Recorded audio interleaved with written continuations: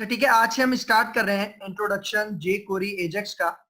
ठीक है, एजेक्स आपको पता है एक बहुत ही ज्यादा इंपॉर्टेंट एक टेक्नोलॉजी है जो हम अपनी वेब डेवलपमेंट के अंदर यूज करते हैं। ठीक है, तो एजेक्स को हम इंप्लीमेंट करेंगे अब जे कोरी के साथ। ठीक है, तो इसका इंट्रोडक्शन लेते हैं सबसे पहले। देखो जे कोरी एजेक्स है क्या, यहाँ पे देखो क्या कह रहा है। Ajax is the art of exchanging data with a server. ठीक है, इसका मतलब कि एजेक्स आपके पास एक आर्ट है। ठीक है, आर्ट मतलब एक ऐसी टेक्निक है जिसके थ्रू हम डेटा अपने क्लाइंट से सर्वर पे भेजते हैं और सर्वर से वापस क्लाइंट पे जो रिजल्ट आता है। ठीक है, तो एजेक्स को हम वहां यूज करते हैं। ठीक है, जहां हमारे पास क्लाइंट सर्वर आर्किटेक्चर होता है, क्लाइंट सर्वर मॉडल होता है, एजेक्स को हम वहां पे यूज करते हैं। ठीक है, तो यहाँ पे यही कह रहा है Ajax is the art of exchanging data with a server.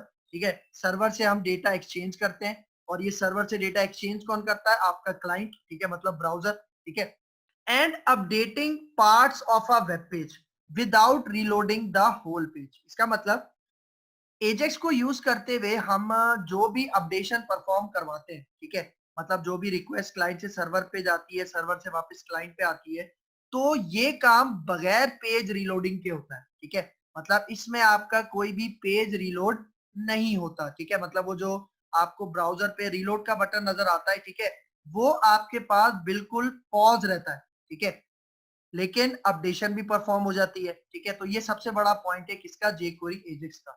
और देखो आपको यहाँ पे कह रहा है कि updating parts of a web page. ठीक है, parts of a web page का मतलब कि सपोज करो कि हमारे वेब पेज के अंदर 4 पार्ट्स हैं। ठीक है, लेकिन मैं सिर्फ पहले पार्ट के साथ रिएक्ट कर रहा हूँ। ठीक है, इंटरैक्ट कर रहा हूँ। ठीक है, तो बाकी के जो 3 पार्ट्स हैं उनका डेटा सर्वर पे नहीं जाएगा, बल्कि जिस पार्ट के साथ आप इंटरैक्ट कर रहे हो उसी का डेटा सर्वर पे जाएगा और वहीं पे डेटा सर्वर से वापस क्लाइंट पे आएगा। ठीक है, तो ये फायदा है जेक्वेरी एजेक्स का। ठीक है, फिर आगे चलते हैं। अब यहाँ पे देखो एजेक्स की फुल फॉर्म। ठीक है, एजेक्स की फुल फॉर्म क्या है, असिंक्रोनस जावास्क्रिप्ट एंड एक्सएमएल। ठीक है, ए stands for asynchronous, J stands for JavaScript. ठीक है, और फिर ए स्टैंड्स फॉर एंड और फिर एक्स स्टैंड्स फॉर एक्सएमएल। ठीक है, अब देखो ये जो एजेक्स के अंदर असिंक्रोनस का कॉन्सेप्ट है, देखो यही सबसे मेन कॉन्सेप्ट है। ठीक है, अभी इसको इसी लेक्चर के अंदर हम कवर करेंगे। ठीक है, तो यहाँ पे देखो इसका दूसरा point, AJAX is not a programming language. भाई देखो अक्सर स्टूडेंट्स को ये कंफ्यूजन रहता है, वो एजेक्स को प्रोग्रामिंग लैंग्वेज कहते हैं। भाई देखो ये प्रोग्रामिंग लैंग्वेज नहीं है। ठीक है, ये आपके पास एक टेक्निक है, एक आर्ट है जो वेब डेवलपर्स अपनी वेब एप्लीकेशन के अंदर यूज करते हैं। और इस आर्ट को इंप्लीमेंट करने से होता क्या है, इस आर्ट को इंप्लीमेंट करने से ये होता है कि जो क्लाइंट से सर्वर के पास रिक्वेस्ट जाती है और सर्वर से वापस क्लाइंट के पास रिक्वेस्ट आती है, ये सारा काम बगैर पेज रीलोडिंग के होता है। ठीक है, और क्योंकि सारा काम ये आपके पास बैकग्राउंड पे होता है। ठीक है, हमारा पेज रिफ्रेश नहीं होता। ठीक है, तो ये इसका एजेक्स का सबसे बड़ा बेनिफिट है। ठीक है, फिर यहाँ पे देखो क्या कह रहा है, third point, AJAX is a technique used by web developers in order to make websites behave like desktop application.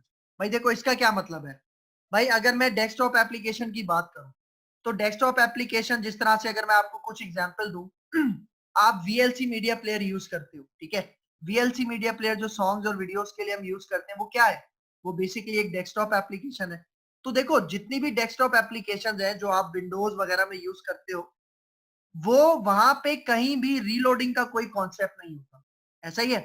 ठीक है, लेकिन अगर आप यही काम वेबसाइट पे अप्लाई करना चाहो कि भाई मैं अपनी वेबसाइट के साथ जो भी इंटरएक्टिविटी करूं, जो भी कम्युनिकेशन क्रिएट करूं, उसमें मेरा पेज रीलोड ना हो। ठीक है, तो उसके लिए हम एजेक्स इंप्लीमेंट करते हैं अपनी वेबसाइट्स के ऊपर। ठीक है, तो इससे क्या होता है, इससे ये होता है कि जो हमारी वेबसाइट्स हैं वो उसी तरह से बिहेव करती हैं जिस तरह से हमारे पास डेस्कटॉप एप्लीकेशंस होती है। और डेस्कटॉप एप्लीकेशन में आपको पता है रीलोडिंग वगैरह का कोई भी कॉन्सेप्ट नहीं होता। ठीक है, फिर यहाँ पे देखो last point, in short AJAX is about loading data in the background and display it on the web page without reloading the whole page. इसका क्या मतलब है कि एजेक्स आपके पास जितना भी डेटा लोड करता है सर्वर से, वो सारा काम बैकग्राउंड पे होता है। क्योंकि भाई देखो जब रिक्वेस्ट मेरे पास क्लाइंट से सर्वर के पास जाएगी और सर्वर से वापस क्लाइंट के पास आएगी। इसका मतलब वहां पे कुछ डेटा लोड होगा, ठीक है, लेकिन वो सारा काम बैकग्राउंड में होगा, क्योंकि हमारा पेज रीलोड नहीं होता। वो जितना भी डेटा लोड होगा बैकग्राउंड में, वो सारा डेटा फिर हमें डिस्प्ले कहाँ हो जाएगा, वेब पेज पे। सही है, और इस दौरान में आपका पेज कहीं भी रीलोड नहीं होगा। ठीक है, ये इसका एडवांटेज है। ठीक है, तो ये तो कॉन्सेप्ट है सिंपल एजेक्स का।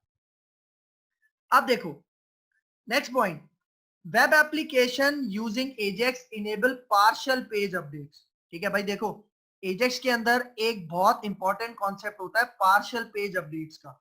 अब ये पार्शियल पेज अपडेट्स क्या है भाई, देखो पहले मैं आपको इसकी एक डायग्रामेटिकली रिप्रेजेंटेशन से समझाता हूँ। भाई देखो सपोज करो ये आपका एक वेब पेज है, और इस वेब पेज के अंदर एक ही वेब पेज है, सिंगल वेब पेज के अंदर 4 पार्ट्स हैं। 4 पार्ट से मुराद 4 फॉर्म्स हैं। ठीक है, तो यहाँ पे आप देखो मैं इंटरेक्शन कर रहा हूं, मतलब यूजर इंटरेक्शन कर रहा है पहले फॉर्म के साथ। ठीक है, वो बाकी 3 फॉर्म के साथ इंटरेक्शन नहीं कर रहा, वो सिर्फ किसके साथ इंटरेक्शन कर रहा है, पहले फॉर्म के साथ, पहले पार्ट के साथ। तो जब मैं सबमिट करूंगा तो सिर्फ इसी फॉर्म का डेटा क्लाइंट से सर्वर के पास जाएगा, और जैसे ही सर्वर उसे प्रोसेस करेगा तो वो यहाँ पे आके क्लाइंट के पास अपडेट कर देगा। ठीक है, मतलब आपका पूरा पेज रीलोड नहीं होगा, बल्कि जिस पार्ट के साथ, जिस सेक्शन के साथ, जिस फॉर्म के साथ आप काम कर रहे हो, सिर्फ उसी का डेटा सर्वर पे जाएगा, और उसी का डेटा सर्वर से वापस क्लाइंट पे आके यहाँ पे अपडेट हो जाएगा। ठीक है, इसका क्या मतलब है भाई, देखो सपोज करो कि आपका ये जो पूरा पेज है ये 200 केबी का पेज है। ठीक है, मतलब इस पूरे पेज का साइज सपोज करो कि 200 केबी है। ठीक है, 50 केबी का ये पहला फॉर्म है, 50 केबी का ये दूसरा, इसी तरह 50 केबी का तीसरा, और इसी तरह 50 केबी का चौथा। ठीक है, लेकिन अगर मैं एजेक्स को इंप्लीमेंट करता हूं तो क्या होता है, अगर मैं पहले फॉर्म के साथ इंटरएक्टिविटी कर रहा हूं तो इसका मतलब सिर्फ 50 केबी का डेटा हमारे क्लाइंट से सर्वर पे जाएगा, और जब सर्वर से प्रोसेस हो जाएगा तो डेटा वापस इसी पार्ट के अंदर अपडेट हो जाएगा। ठीक है, इसका मतलब अगर मैं एजेक्स को यूज नहीं करता तो पता है क्या होगा, तो ये होगा कि 200 केबी का डेटा ही क्लाइंट से सर्वर के पास जाएगा, और सर्वर से वापस क्लाइंट के पास आएगा। ठीक है, तो एजेक्स को अगर हम यूज नहीं करते तो क्या होता है, हमारा पूरा पेज रीलोड होता है। पूरा पेज रीलोड का मतलब कि पूरा पेज का डेटा एक दफा क्लाइंट से सर्वर के पास जाता है, और सर्वर से वापस क्लाइंट पे आता है। ठीक है, तो ये इसका एक पॉइंट है, मेन पॉइंट है, जिसको हम कहते हैं पार्शियल पेज अपडेट्स। तो यहाँ पे यही कह रहा है कि web application using Ajax enables partial page updates. और ये पार्शियल पेज अपडेट्स का यही कॉन्सेप्ट है कि अलग अलग पार्ट के साथ अगर आप काम करते हो अपने फॉर्म के, तो अलग अलग उनका डेटा क्लाइंट से सर्वर के पास जाता है, और सर्वर से वापस क्लाइंट के पास आता है। ठीक है, फिर यहाँ पे देखो, यहाँ पे क्या कह रहा है, web application using Ajax enable partial page updates, that is only the related section of the page is updated without reloading the entire page. इसका मतलब जिस पेज के साथ आप इंटरैक्ट कर रहे हो सिर्फ उसी का डेटा सबमिट किया जाता है हमारे सर्वर के ऊपर। ठीक है, क्योंकि सारा डेटा पास नहीं होता सर्वर के ऊपर। क्यों? क्योंकि हम पार्शियल पेज अपडेट की बात कर रहे हैं। पार्शियल मतलब अलग अलग, ठीक है, अलग अलग पार्ट्स में डेटा सेंड किया जाता है सर्वर पे। ठीक है, तो यही कॉन्सेप्ट है आपके पास एजेक्स का।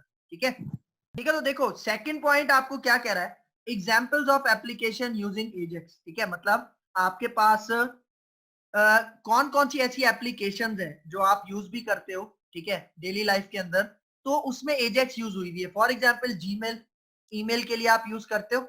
ठीक है, ईमेल के लिए आप यूज करते हो, जो तो जब आप सेंड ईमेल करते हो तो आपका पूरा पेज रिफ्रेश नहीं होता।